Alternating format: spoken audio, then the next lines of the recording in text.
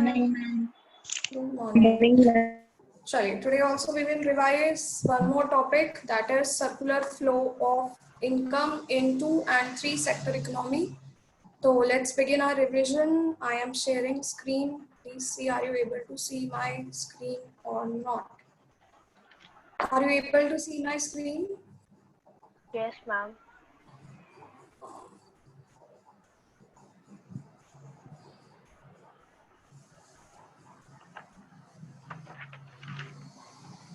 Okay चलिए, तो circular flow of income, सबसे पहले what do we mean by circular flow of income?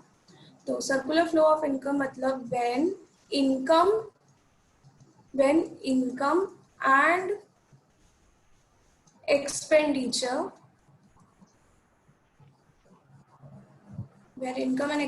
move in circular manner in an economy. Yes, repeat. What is circular flow of income? When क्या होता है जब income and बोलो, जब income and expenditure move in Circular flow. circular manner or Circular manner. in an economy. yes. Economy.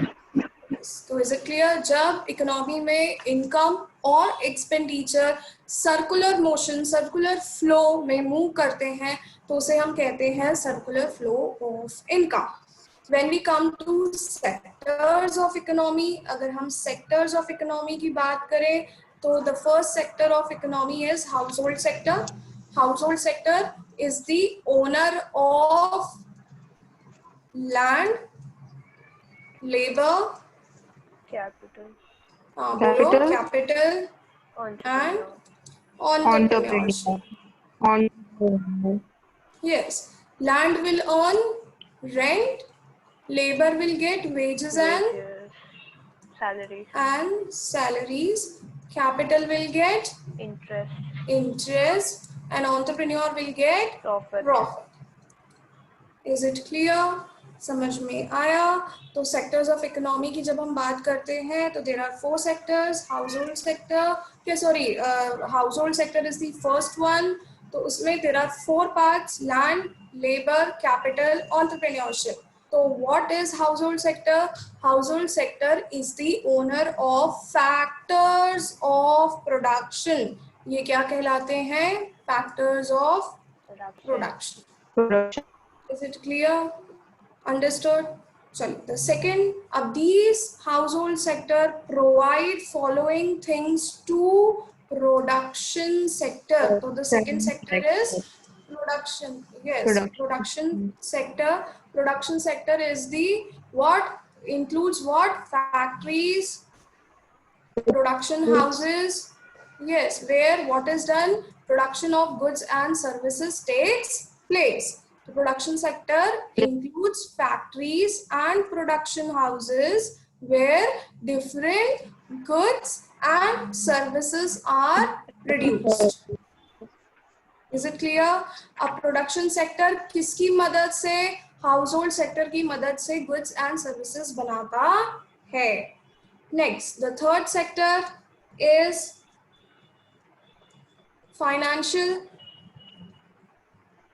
Financial sector को हम कह सकते हैं थर्ड वन, या गवर्नमेंट हम बाद में ले लेंगे. फाइनेंशियल सेक्टर में आता है बैंक्स, राइट? तो फाइनेंशियल सेक्टर इंक्लूड्स बैंक्स और non banking financial institutes, NBFC. तो फाइनेंशियल सेक्टर्स में आते हैं बैंक्स या फिर नॉन बैंकिंग फाइनेंशियल इंस्टीट्यूट्स, जैसे कि हम ले लेते हैं Muthoot finance. Muthoot finance is not a bank but still it is a financing company. Financing company यानी जो पैसे प्रोवाइड करती है टू प्रोडक्शन सेक्टर, ताकि production sector goods and services बना सके. Next we have fourth one, government. Government makes rules and laws, right? So the fourth sector is government sector, and the fifth sector is rest of the world. Rest of the world matlab leaving our country, rest other part of the world will come in rest of the world. तो rest of the world में दूसरी countries साथ ही साथ other countries के साथ क्या आता है, इंटरनेशनल इंस्टीट्यूट्स जैसे कि world bank, IMF, international institutes जैसे कि हो गए IMF, world bank, UNESCO, right.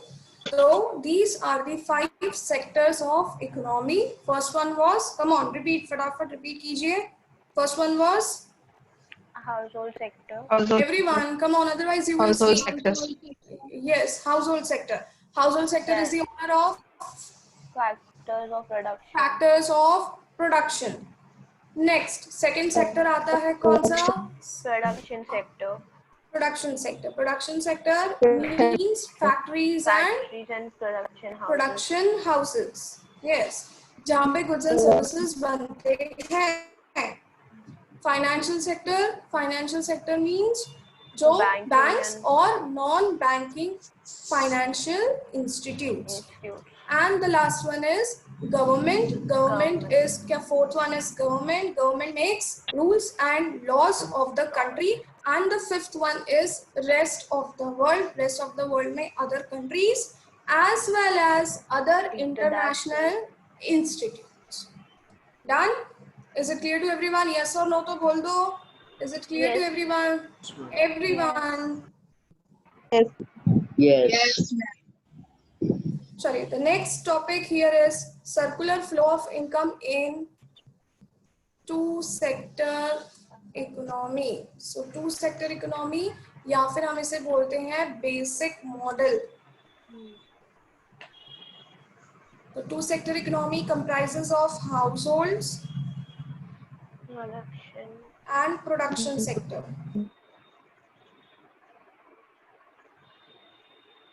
Household sector की बात करें तो हाउसहोल्ड सेक्टर सबसे पहले क्या प्रोवाइड करता है? Factors of payment, factors of production. चलिए come on everyone, household sector क्या प्रोवाइड करता है? Factors of production. Come on speak. Household sector क्या प्रोवाइड करता है प्रोडक्शन सेक्टर को? Everyone. Factors factors of of production, Land, labor, capital. Yes, land, labour, capital and entrepreneur. तो household sector से ही लैंड, लेबर काम करने जाते हैं कहाँ पर? प्रोडक्शन सेक्टर में. कोई प्रॉब्लम?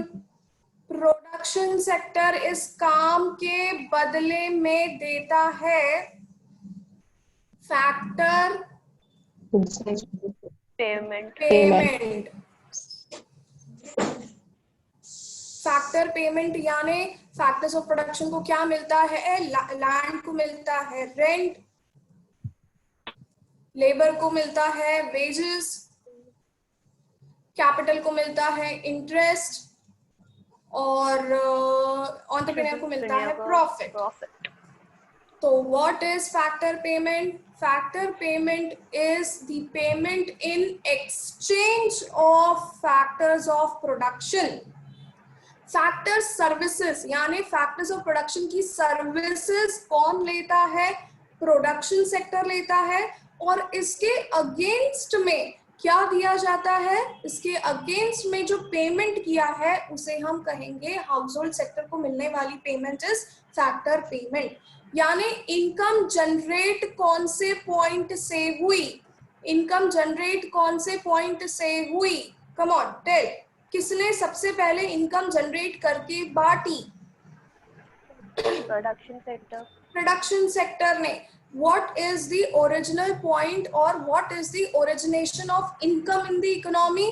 इनकम ओरिजिनेट होती है प्रोडक्शन सेक्टर से, क्योंकि सबसे पहली बार प्रोडक्शन सेक्टर ही मनी बांटता है, पैसे देता है हाउसहोल्ड सेक्टर को. हाउसहोल्ड सेक्टर इसी पैसे को वापस रिटर्न करते हैं प्रोडक्शन सेक्टर को इन the form of consumption expenditure, expenditure, यानी कंजम्पशन एक्सपेंडिचर यानी क्या खरीदते हैं प्रोडक्शन सेक्टर से, प्रोडक्शन सेक्टर Goods से and क्या services. खरीदते हैं, goods and service. Services. Is it clear? Any doubt? Yes. No. Yes, so this is circular flow of income. The first upper part of the diagram is called as factor market. Upper part of the diagram will be factor market and lower part of the diagram will be commodity market. क्योंकि यहाँ पर क्या हो रहा है, goods and services flow हो रहे हैं। ऊपर सिर्फ फैक्टर्स ऑफ प्रोडक्शन की बात होती है और नीचे गुड्स एंड सर्विसेज और कंजम्पशन एक्सपेंडिचर की बात हो रही है। इनकम जनरेट हुई थी प्रोडक्शन सेक्टर से और फिर वापस से इनकम रिटर्न कर दी है हाउस होल्ड सेक्टर ने प्रोडक्शन सेक्टर को ही। तो सर्कुलर फ्लो इज कंप्लीट, जहां से सबसे पहले प्रोडक्शन सेक्टर ने बांटा पैसा और हाउस होल्ड सेक्टर ने यही पैसा रिटर्न कर दिया।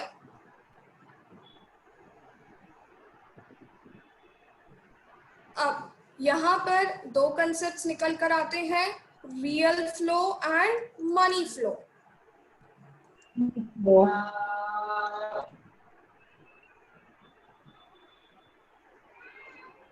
मनी फ्लो पहले डिस्कस करते हैं। wherever there is movement of, there is Money. movement of what? Come on, tell. There is movement money, right? Wherever there is movement of money. हाँ, कहाँ पर मनी का मूवमेंट है देखकर बताइए ग्राफ में, कहाँ पर मनी का मूवमेंट है।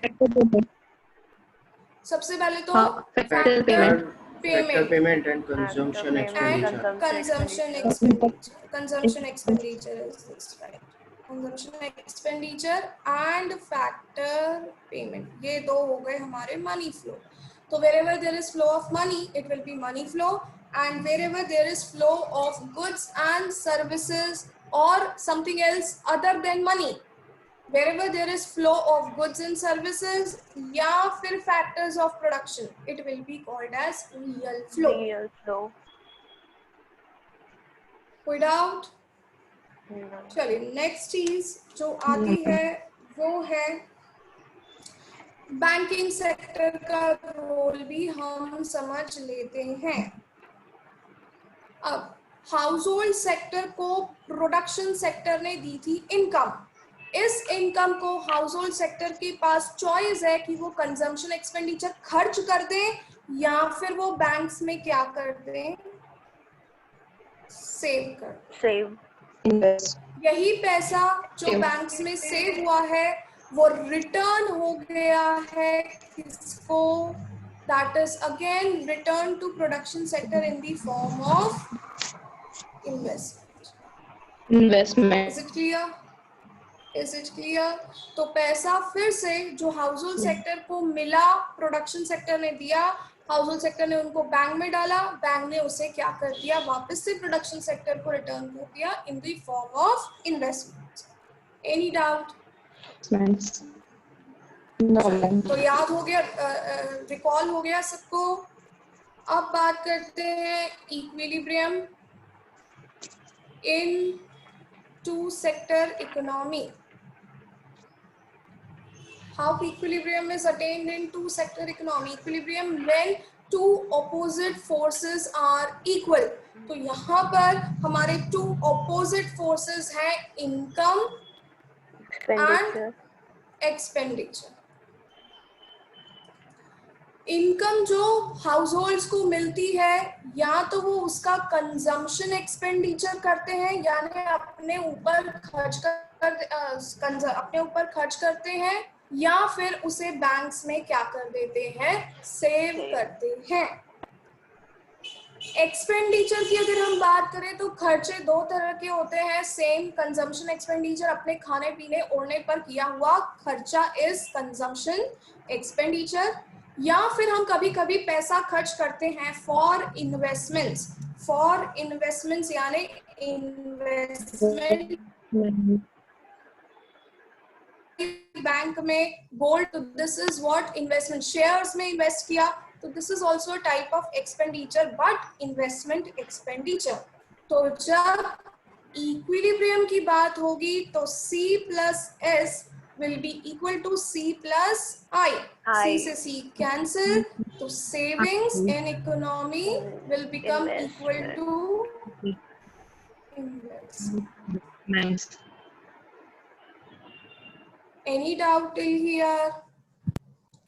चलिए, income is equal to, income को डिनोट करते हैं हम Y से, राइट? तो इनकम इज इक्वल टू, बोलिए, कंजम्पशन एक्सपेंडिचर प्लस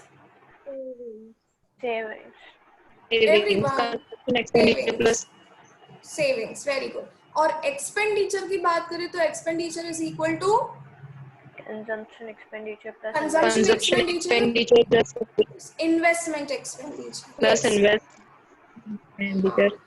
कंजम्पशन से कंजम्पशन कैंसिल, तो you will get equilibrium in two sector model में कैसे होगा? When savings become investments. Yes, any doubt to anyone? Revise recall हो रहा है सबको? यस और नो? Yes madam. चलिए next, circular flow in 3 sector model, 3 sector economy. 3 sector economy की अगर बात करें तो we have first one as household, ऊपर वाले डायग्राम में ही मैं चेंज कर रही हूं। We have household production sector as well as we have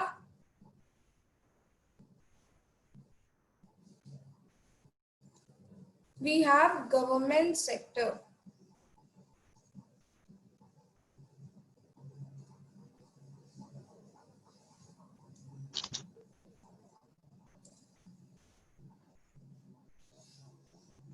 Yes. तो हमें पहले 2 सेक्टर तो एज इट इज बनाना है। हाउस होल्ड सेक्टर क्या देता है? Factors of production.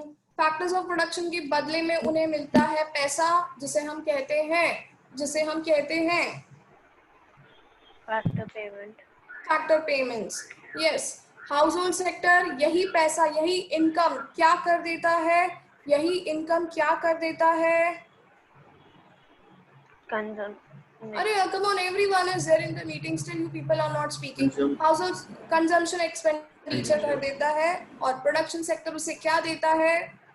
Goods and services. चलिए अब आते हैं गवर्नमेंट सेक्टर की बात पर।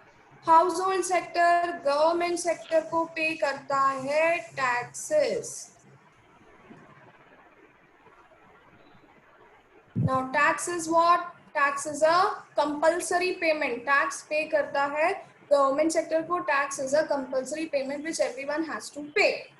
गवर्नमेंट सेक्टर के लिए tax is a source of, बताइए, हमने लास्ट क्लास में भी पढ़ा था, इनकम, राइट? तो गवर्नमेंट सेक्टर के लिए tax is a source of income. Government यही इनकम क्या करती है? खर्च करती है वापस से हाउस होल्ड सेक्टर पर। क्यों खर्च करती है हाउस होल्ड सेक्टर पर? कि वो उन्हें फैक्टर पेमेंट्स देती है, जैसे कि वेजेस, सैलरीज, एम्प्लॉइज को जो कि गवर्नमेंट सेक्टर में काम कर रहे हैं। साथ ही साथ वो ट्रांसफर पेमेंट भी देती है। Now what is transfer payment? Difference between factor payment and transfer payment. Difference between transfer payment मतलब कोई सब्सिडी या स्कॉलरशिप दी हो वो। Yes, very good. तो factor transfer payment is a one sided payment, right? जो स्कॉलरशिप हो गई, पेंशन्स हो गई, तो दिस इज व्हाट, ग्रांट्स हो गए, सब्सिडी हो गई, ये गवर्नमेंट जब वन साइडेड देती है, उसके एक्सचेंज में कुछ नहीं लेती, this is called as transfer payment.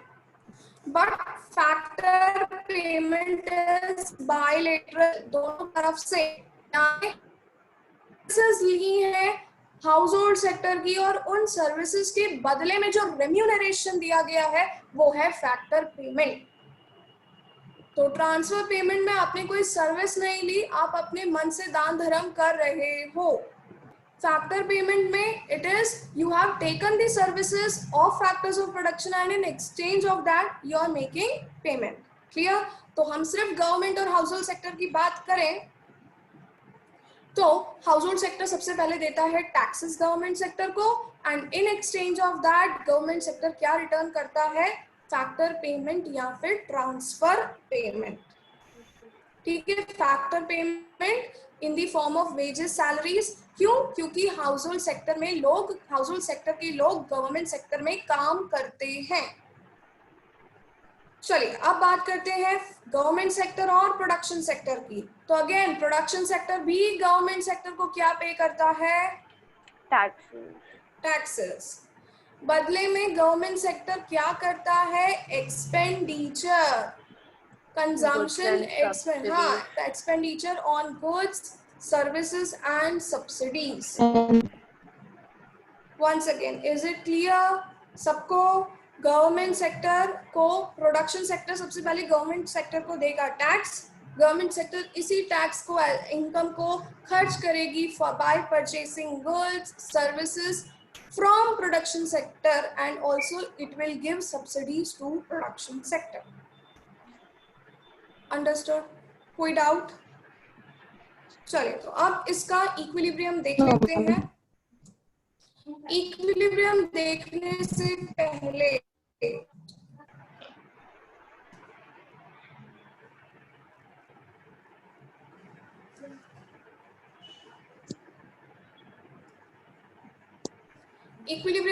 से पहले अगर गवर्नमेंट का एक्सपेंडिचर, अब गवर्नमेंट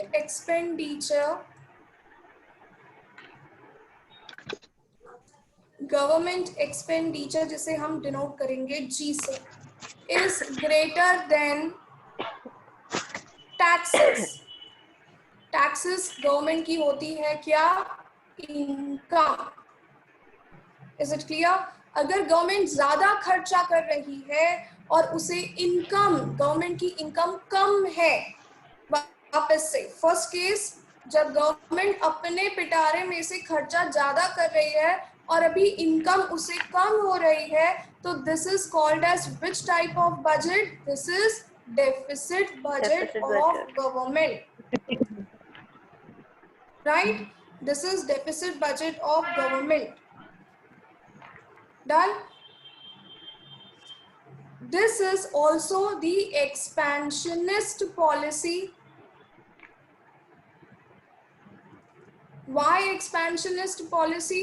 Because government अगर खर्चा ज्यादा करेगी on various schemes, various projects, तो लोगों को employment मिलेगा and it will increase the size of income in circular flow.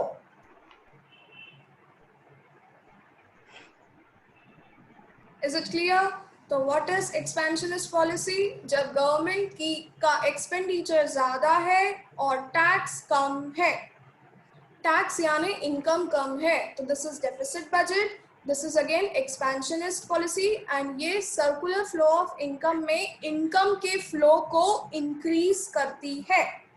क्यों? क्योंकि गवर्नमेंट जब खर्चा ज्यादा करेगी, प्रोजेक्ट्स लाएगी, स्कीम्स लाएगी, तो लोगों को एम्प्लॉयमेंट मिलेगा, एम्प्लॉयमेंट मिलेगा तो इनकम भी बढ़ेगी।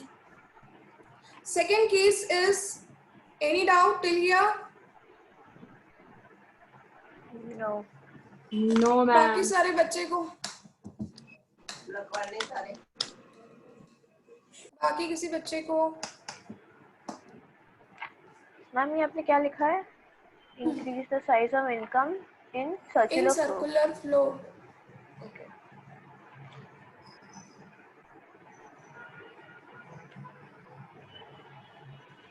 सेकेंड केस बोलिए, क्या लिखा है आपने अपने नोट्स में? Balance budget.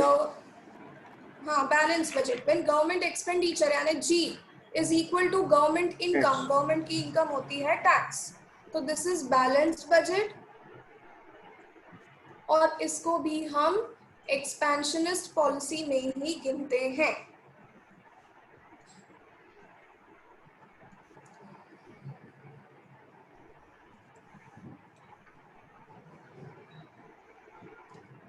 Next, third case, Case surplus budget when government हाँ, expenditure is less than tax. taxes, यानी गवर्नमेंट का खर्चा कम है और वो इनकम ज्यादा ले रही है। तो गवर्नमेंट की इनकम ज्यादा होना यानी this is a kind of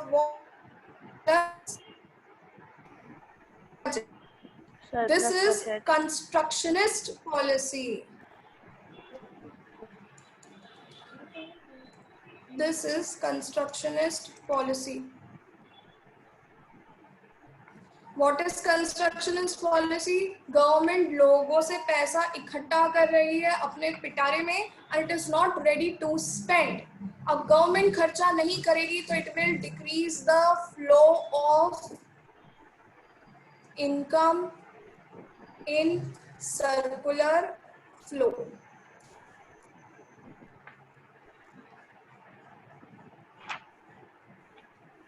Is it clear?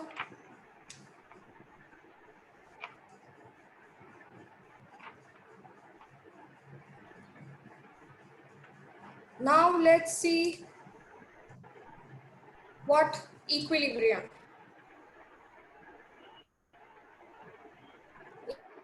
In three sector economy.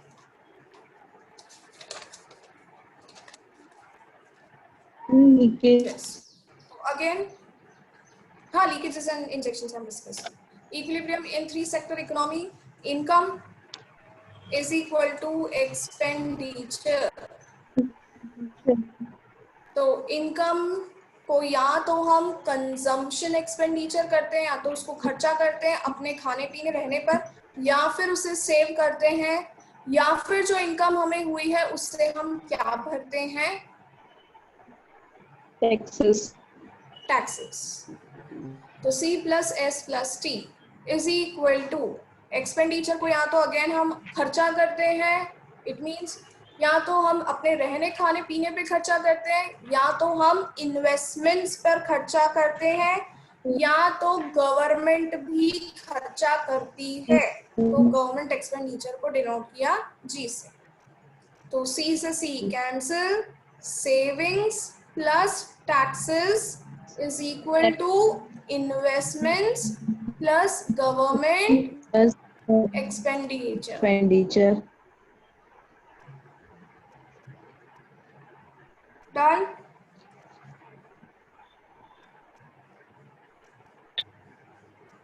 S plus T is equal to I plus G.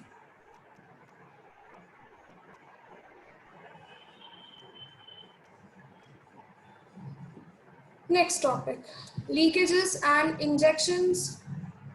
Injections which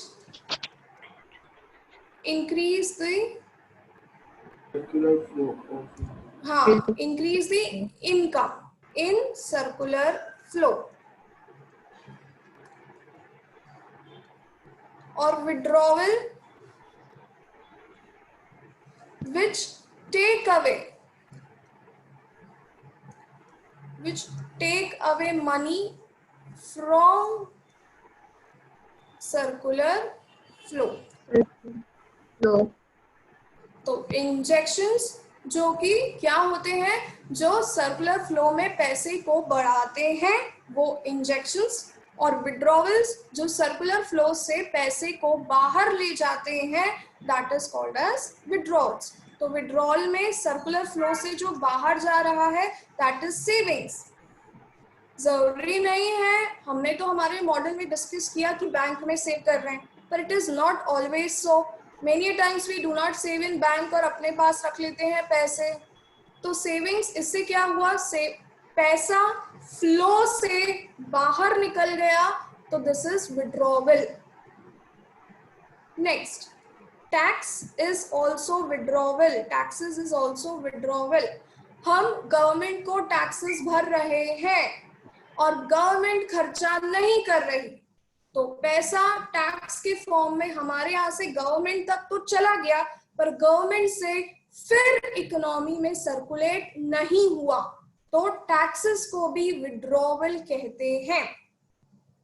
understood why taxes are also withdrawals? Because taxes से हम खर्चा कम करके पहले tax भर रहे हैं government को, और गवर्नमेंट अगर उतना पैसा इकोनॉमी में एक्सपेंडिचर नहीं कर रही और टैक्स अपने पिटारे में भरती चली जा रही है, तो this is also what? Withdrawal. Injections की बात करें तो transfer payment is an injection.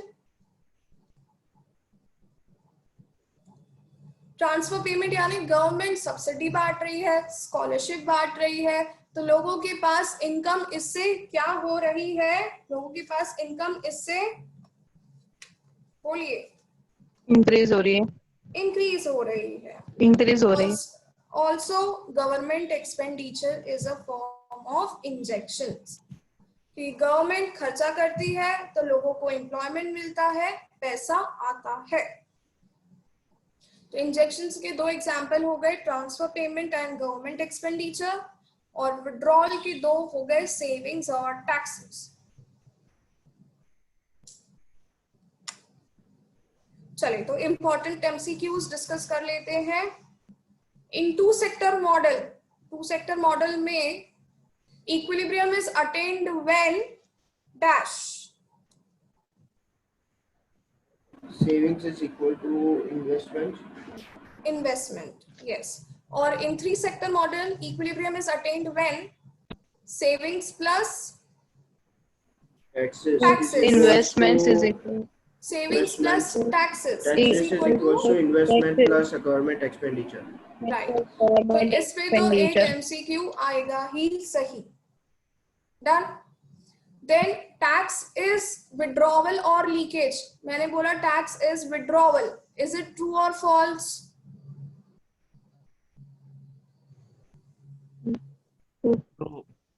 True. In surplus budget is when government dash. Expenditure is more than taxes.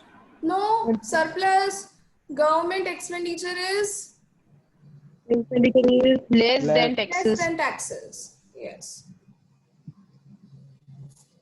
ठीक है, चलिए यहाँ तक is out.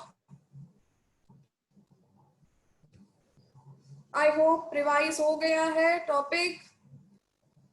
I hope the topic is revised to everyone. Yes or no?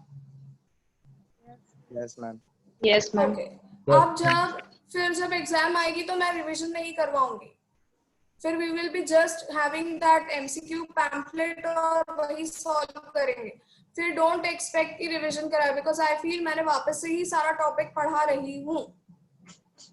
अच्छा, अब आगे revise नहीं करते हैं। फर्स्ट आई लास्ट HRM का क्या स्टेटस है? Are you watching videos? No, Yes, ma'am. No, many of you are not watching videos because मैं तो व्यूज ही नहीं देख रही हूँ। जितने बच्चे हैं उतने तो व्यूज आते ही नहीं है। चलिए तो HRM को एक बार समझ लेते हैं, देख लेते हैं। HRM में पहला टॉपिक आपने देखा होगा recruitment, right? Unit 2 topic 1। Unit 1 को तो हमने छोड़ ही दिया है, देखेंगे बाद में क्या करना है। पहले रिक्रूटमेंट, यूनिट 2 का फर्स्ट टॉपिक वाज रिक्रूटमेंट। क्या होता है रिक्रूटमेंट? चलिए बताइए, हिंदी में ही बताइए, क्या होता है रिक्रूटमेंट? इनवाइट करते हैं ऑर्गेनाइजेशन में। राइट, किसको इनवाइट करते हैं? गेस्ट को? Employees. No ma'am, organization candidates को। अभी वो एम्प्लॉय बने ही नहीं, अभी वो एम्प्लॉय बने ही नहीं। कैंडिडेट्स को इनवाइट करते हैं ताकि वो आए और हमारे ऑर्गेनाइजेशन में अप्लाई करें। डन। 2 सोर्सेस होते हैं रिक्रूटमेंट के। रिक्रूटमेंट का मतलब है फाइंडिंग द सूटेबल एम्प्लॉय, फिर उन्हें अट्रैक्ट करना कि वो आए हमारी ऑर्गेनाइजेशन में रिज्यूम डालें, और फिर हम उन्हें अलग प्रोसेस से सिलेक्ट करते हैं। तो रिक्रूटमेंट 2 तरह से होता है। First is Internal. Internal internal and sources. external sources. Yes, तो फर्स्ट इज इंटरनल. इंटरनल का मतलब है जब आप कैंडिडेट, सूटेबल कैंडिडेट्स को क्या कर रहे हो, और within the organization Within हमें the hiring organization करना है. मतलब yes within the organization से हायर करते हो, that is internal source of recruitment. इसमें आप क्या कर सकते हो, या तो आप प्रमोट कर सकते हो. What do you mean by promotion? transfer, what do you mean by promotion? suitable ये तो employee बहुत को higher position पे. हाँ, जब हम एम्प्लॉय को एक लोअर पोजीशन से हायर पोजीशन ऑफर करते हैं, उसके बाद उसे की रोल्स, रिस्पॉन्सिबिलिटीज और सैलरी भी increase करता है. यस ट्रांसफर करते हैं. हाँ, ट्रांसफर क्या होता है? एक एम्प्लॉय को दूसरी सेम मतलब पोजीशन कि पे एक शिफ्ट ब्रांच से करना दूसरे एक ब्रांच पे. पर्टिकुलर. यस, एक ब्रांच से दूसरे ब्रांच पर शिफ्ट होने के लिए कहना इज शिफ्ट ट्रांसफर. करना. और कौन से मेथड्स से? Promotion, demotion. Demotion is higher position से मतलब लोअर कि उसको position lower lower position position. पे. यस. और फिर कौन से मेथड अपग्रेडिंग थे? एम्प्लॉयज. हाँ, अपग्रेडिंग एम्प्लॉयज में वो सेम पोजीशन पे काम कर रहा है, सेम सैलरी है. सैलरी का एक बार देखकर बताइए क्या है, पर पोजीशन सेम है, पर रोल्स और रिस्पॉन्सिबिलिटीज उसकी बढ़ा दी जाती है. तो दिस वर इंटरनल. उसके बाद हम आते हैं एक्सटर्नल सोर्सेज. एक्सटर्नल सोर्सेज में there were how many? I think 8 sources, right? Yes. Yes. किसी को डाउट एक्सटर्नल सोर्सेज में किसी भी पॉइंट में? No.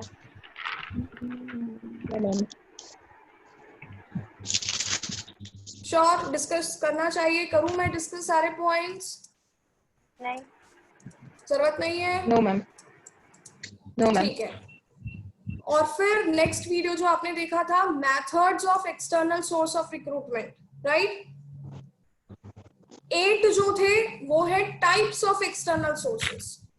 फिर 3 जो है वो है मेथड्स ऑफ एक्सटर्नल सोर्सेस, है ना? वीडियो पब्लिश हुआ है ना इससे रिलेटेड? तो Yes ma'am. मेथड्स में डायरेक्ट मेथड मतलब जब खुद ऑर्गेनाइजेशन चलकर कैंडिडेट्स के पास जाती है. जैसे कॉलेज प्लेसमेंट्स में खुद ऑर्गेनाइजेशन का HR पर्सन्स कहाँ जाते हैं, अपना प्लेसमेंट कैंप लगाते हैं. कहाँ पर? कॉलेज में, यूनिवर्सिटी में, या फिर रोजगार मेले में भी यही होता है. खुद कौन? ऑर्गेनाइजेशन अपना एग्जीबिशन लगा रही है कि हमारे यहाँ ये वैकेंसीज हैं. तो जब हम खुद चलकर जा रहे हैं, this is direct method.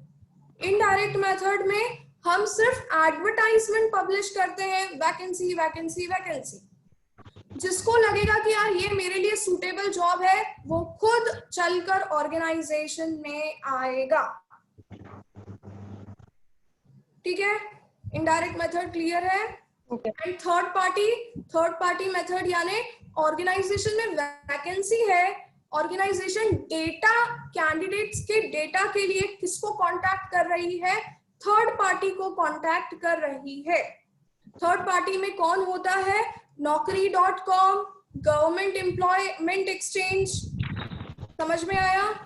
This is what. जब ऑर्गेनाइजेशन में वैकेंसी है ना, तो ऑर्गेनाइजेशन खुद चलकर जा रही है. सबसे पहले इंफॉर्मेशन ही किससे निकाली गई है? किसी थर्ड पार्टी से ली गई है कैंडिडेट्स के बारे में. This is third party place method. Done. अच्छा, एक्सटर्नल सोर्स का एक MCQ जो बैठता है वो ये है, external source is most suitable in the case when the organization expands its business. जब कोई भी ऑर्गेनाइजेशन एक बिजनेस यूनिट से दूसरा बिजनेस यूनिट सेट करेगी, जैसे यू विल एक ब्रांच से दूसरी ब्रांच सेट करेगी, तो ऑब्वियसली उसको नए टीचर्स की जरूरत होगी. आप एक फैक्ट्री से दूसरा फैक्ट्री लगाओगे तो आपको लेबर की जरूरत होगी. एक आउटलेट से दूसरा आउटलेट लगाओगे तो सेल्स पर्सन की जरूरत ज्यादा होगी. तो जब आपको ज्यादा एम्प्लॉयज चाहिए होते हैं because you are expanding your business, so at that time internal source is not required. Most suitable one is external sources external of recruitment.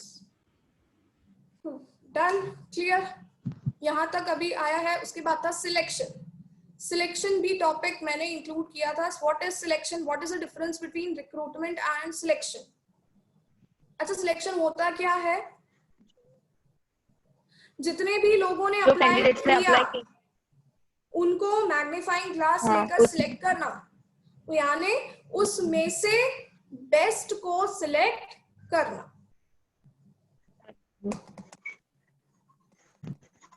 Done, clear, okay. चलिए, तो अभी 4 सेक्टर इकोनॉमी एमई का we will be discussing in next class. Till then, नहीं तो सो जाएंगे बच्चे। Till then watch videos for HRM. ठीक है, बाय बाय। Bye ma'am.